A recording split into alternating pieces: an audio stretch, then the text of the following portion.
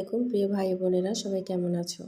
আশা করছি দেশ বা দেশের বাইরে যে যেখান থেকে আজকের এই ভিডিওটি দেখছো বা দেখবা সবাই ভালো আছো। আল্লাহর অশেষ রহমতে আমিও কিন্তু আমার পরিবারের সদস্যদের নিয়ে বেশ ভালো আছি। আবারও চলে আসলাম নতুন একটা ভিডিও নিয়ে তোমাদের মাঝে শেয়ার করার জন্য। আশা করছি আজকের ভিডিওটাও তোমাদের কাছে বেশ ভালোই লাগবে। তো যারা যারা ভিডিওটা ক্লিক করে দেখা শুরু করেছো তাদের কাছে অনুরোধ রইল, প্লিজ একটা লাইক দিয়ে ভিডিওটা কন্টিনিউ করো। দেখতে দেখতে ভিডিওর কোনো একটা অংশ ভালো লেগে গেলে অবশ্যই আমার চ্যানেলটা সাবস্ক্রাইব করে দিও, তোমাদের কাছে অনুরোধ রইল। রোজার প্রথম দিনটা আমি কিভাবে কাটালাম সেটাই শেয়ার করবো আজকে তোমাদের সাথে। এটা ছিল গতকালকের ভিডিও। গতকালকে ছিল প্রথম রোজা। তো সকালবেলা উঠে রাতে সেহরি খাওয়ার পর যে থালাবাটিগুলো আমি ধুয়ে রেখেছিলাম সেগুলো গুছিয়ে নিলাম। তারপর বাচ্চাদের কি খাওয়াবো সেটা ভেবে একটু জাউ বসিয়ে নিলাম। আসলে এটা ওদের 11টার দিকে খাওয়াবো। ভোর রাতে যে আমি সেহরি রান্না করেছিলাম সেখান থেকে ওদের জন্য কিছু ভাত রেখেছিলাম, সেই ভাত ওদের তরকারি দিয়ে আমি 9টার সময় খাইয়ে দিয়েছি সকালের নাস্তার বদলে। তো তারপর কিন্তু ওদের যাও বসিয়ে আমি ঘর পরিষ্কার করার জন্য চলে আসলাম, যেহেতু নাস্তা বানানোর কোনো ঝামেলা নাই। আমি কিন্তু সকালবেলা ঘুম থেকে উঠেই আগে কোরআন তেলাওয়াত করে নিয়েছি 8টা নাগাদ। আর ফজরে সেহরি খাওয়ার পর নামাজ পড়ে তারপরও কিন্তু কোরআন তেলাওয়াত করে ঘুমিয়েছিলাম 1 ঘন্টার মতো। তারপর উঠে আবার কোরআন তেলাওয়াত করেছি। আসলে আমি চাইছি এবছর আমি দেখি যে কোরআন খতম করতে পারি কিনা। গত 2 বছর যাবৎ হয় নাই ছোট বাচ্চাদের নিয়ে। সেজন্য এবার একটু চাইছি মনে মনে যে দেখি আল্লাহ আমাকে তৌফিক দান করে কিনা। তোমরা কিন্তু আমার জন্য একটু সবাই দোয়া করো, আমি যেন এবছর কোরআন খতম করতে পারি।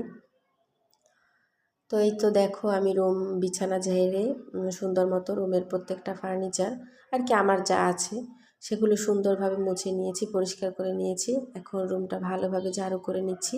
আমি কিন্তু এই রুমটা শেষে দেখাচ্ছি তোমাদের। এই রুমের আগে আর যে 5টা রুম সেগুলো কিন্তু আমি ঝাড়ু দিয়ে সবগুলো ময়লা এই এক জায়গায় জড়ো করে রেখেছি। তারপর এটাই শেষে ঝাড়ু দিচ্ছি, সেটাই একটু তোমাদের সাথে শেয়ার করে নিচ্ছি। আসলে রোজা থাকুক বা যাই থাকুক না কেন, দিনের প্রত্যেকটা কাজ তো একই রকম ঘরের মেয়ে বউদের। তো আমি ওই প্রতিদিন একই কাজ করি, আলাদা কিছুই না। তারপর সব রুম ঝাড়ু দেওয়ার পর কাপড় চোপড় নিয়ে চলে যাচ্ছি ছাদে, এগুলোকে ধুয়ে দিয়ে আসবো ছাদে। রোজা রেখে এই সিঁড়িগুলো পার হওয়া আমার পক্ষে খুবই অসম্ভব ছিল। তবু কিন্তু আমি এই 4টা সিঁড়ি দিয়ে কাপড় চোপড় ধুয়ে রেখে এসেছি। আসলে ধোয়ার সময় যতটা না কষ্ট হয়েছে তার থেকেও বেশি কষ্ট হয়েছে দুপুরবেলা কাপড় চোপড়গুলো আনার সময় আমার ছাদ থেকে। তো ভাবছি আর কি যতটা ছাদে কম কাপড় চোপড় দেওয়া যায়। তো দেখো তারপর কিন্তু আমি রুমগুলো সুন্দরভাবে মুছে নিয়েছি। আজকে দুপুরে বাসায় রান্না হয়েছে, তোমরা এটাকে কি বলো আমি জানি না, চিচিঙ্গা মনে হয়, চিচিঙ্গা চিংড়ি মাছ দিয়ে ঝোল, মুরগির মাংস আর সাথে ছিল পোমা মাছ। তারপর আর কোনো ভিডিও করিনি সারাদিন। আসরের নামাজ পড়ে পড়ে তারপর চলে আসলাম ইফতারি বানানোর জন্য। তো আমি শসা টমেটো পেঁয়াজ এগুলো সব আগে কেটে নিব, সব শেষে আমি আর কি পেঁয়াজু আর আলুর চপ ভেজে নিব। তারপরে ডিম সিদ্ধ করে নিয়েছি, সেগুলো ভালো করে খোসা ছাড়িয়ে আমি প্লেটে রেখে দিচ্ছি। আর খেজুর ধুয়ে নিয়েছি। প্রতিদিন আসলে একই কাজ, শুধু একটু ব্যতিক্রম, সেটা হচ্ছে সন্ধ্যা ইফতারি তৈরি করা। দেখো আমি সুন্দরভাবে ডিমের খোসা ছাড়িয়ে কিন্তু নিয়ে নিয়েছি 4টা ডিম, আমাদের 4 জনের জন্য, আমাদের 3 জনের 3টা, আমার শ্বশুর আব্বুর জন্য একটা। আমার শাশুড়ি আম্মু রোজা রাখতে পারে নাই, সে খুবই অসুস্থ, তার ভীষণ বুকে ব্যথা জ্বর। তো দেখো তারপর কিন্তু আমি পেঁয়াজু ভেজে নিচ্ছি। আমার যেহেতু আর একটা কড়াই নেই, তো একটা কড়াইতে আমি বুট ভাজবো আর একটা কড়াইতে আমি পেঁয়াজু ভাজতেছি আর কি। পেঁয়াজু যদিও একটু ডুবো তেলে ভাজতে হয়, কিন্তু কড়াই আমার নাই, এই একটাই। তো আস্তে আস্তে কিনবো, যেহেতু আমি উপরে রান্না বান্না করি না সেজন্য এতদিন কিনি নাই, তবে এখন থেকে আস্তে আস্তে কিনবো। কড়াইটা এতটাই ছোট, একটার বেশি চপ দিলেও আর কি উল্টে পাল্টে ভাজা একটু মুশকিল হয়ে যাইতেছে। সেজন্য একটাই আর কি বড়া পিঠার মতো আর কি, তেলের পিঠার মতো আমি ভেজে নিতেছি। তো দেখো ভালোই কিন্তু চেহারা হয়েছে, অতটাও খারাপ হয়নি। আসলে আমি রান্না বান্না অতটা এক্সপার্ট না, আমি ঘর গুছাতে পরিষ্কার করতে আর কি এইসব একটু ভালো পারি। তো তোমরা আবার কিছু মনে করো না। তারপর ইফতারি আমি আর কোনো কিছু ভিডিও করিনি সেভাবে, কারণ আমার মনে হয় না যে আমি ইফতারি কি আইটেম করেছি বা কিছু টেবিল কিভাবে সাজিয়েছি এটা সবার মাঝে দেখানোর মতো কিছু আছে, এটা আর কি আমার একার মতামত। তো সেজন্য আমি তোমাদের সাথে আর শেয়ার করলাম না। তবে ইফতারিতে ছিল অনেক কিছুই। তো দেখো আমি থালাবাটি ধুয়ে নিতেছি, এটা কিন্তু মাগরিবের নামাজ পড়ে এসে তারপর আমি ধুয়ে নিতেছি।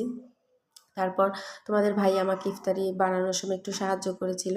তো পুরুষ মানুষ বোঝোই তো, চারপাশটা এত বাজেভাবে নোংরা করছে কি আর বলবো। সেটা আমি সুন্দরভাবে পরিষ্কার করে নিচ্ছি। আর এদিকে আমি কি করতেছি, ব্লেন্ডারে আমি লাচ্ছি বানানোর জন্য দই আর চিরা যখন দিয়েছি, সুইচ অন করে, কারেন্টের সুইচ অন করে দিয়েছি, তো সব কিছু ছিটে টিটে একদম একাকার, চারপাশটা পুরোপুরি নোংরা হয়ে গেছে। আসলে প্রথম দিন আমি সময়ের আন্দাজটা বুঝি নাই আর কি। আমি সোয়া 5টার দিকে আসছি রান্নাঘরে, আসলে আর কি আমার 4:30 নাগাদ আসলে মনে হয় ভালো হইতো, তাহলে আমি ধীরে সুস্থে ইফতারিটা জোগাড় করতে পারতাম। তো আমার একটু দেরি হয়ে যাওয়ার কারণে তাড়াহুড়ো করতেছি, আর সেজন্য আমার সব কাজ এলোমেলো হয়ে গেছে আর কি। যে কাজটা আমি অনেক সুন্দরভাবে করতে পারতাম সেটা করতে আমার অনেক ঝামেলা হয়েছে। তো যাই হোক, সব মিলিয়ে ভালোই কাটলো দিনটা। আলহামদুলিল্লাহ, আল্লাহর দরবারে লাখো কোটি শুকরিয়া। আল্লাহ যে আমাদের সবাইকে রোজা রাখার তৌফিক দান করেছে, সেজন্য আল্লাহর দরবারে অনেক অনেক শুকরিয়া আদায় করছি। আল্লাহ যেন 30টা রোজা রাখার মতো তৌফিক আমাদের দান করে, আল্লাহর ইবাদত করার তৌফিক দান করে, এই একটাই চাওয়া আল্লাহর কাছে।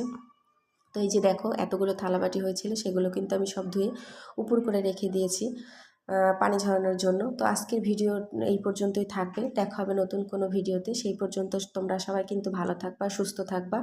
আল্লাহ তোমাদের সবাইকে যেন রোজা রাখার তৌফিক দান করে। আল্লাহ হাফেজ, আসসালামু আলাইকুম।